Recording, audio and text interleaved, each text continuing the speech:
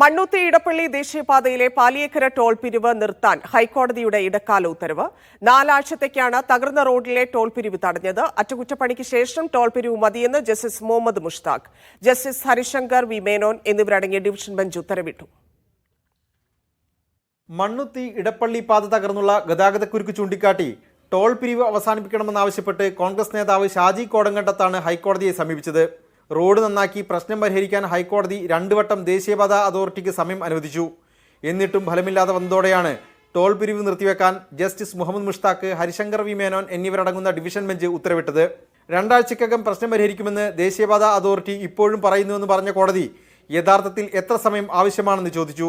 3 ആഴ്ച കൊണ്ട് പ്രശ്നം പരിഹരിക്കാമെന്നായിരുന്നു മറുപടി. ബദൽ സംവിധാനമായി സർവീസ് റോഡ് ഒരുക്കിയിട്ടുണ്ടെന്നും ദേശീയപാത അതോറിറ്റി അറിയിച്ചു. തകർന്ന പാതയിൽ ടോൾ പിരിക്കുന്നതാണ് പ്രശ്നമെന്ന് നിരീക്ഷിച്ച കോടതി പൗരന്മാരാണ് ബാധ്യതയേൽക്കുന്നതെന്നും വിമർശിച്ചു. തുടർന്നാണ് 4 ആഴ്ചത്തേക്ക് ടോൾ പിരിവ് തടഞ്ഞ് ഇടക്കാല ഉത്തരവിട്ടത്. ഹൈക്കോടതി വിധി ജനങ്ങളുടെ വിജയമാണെന്ന് ഹർജിക്കാരൻ ഷാജി കോടങ്കണ്ടത്ത് പ്രതികരിച്ചു.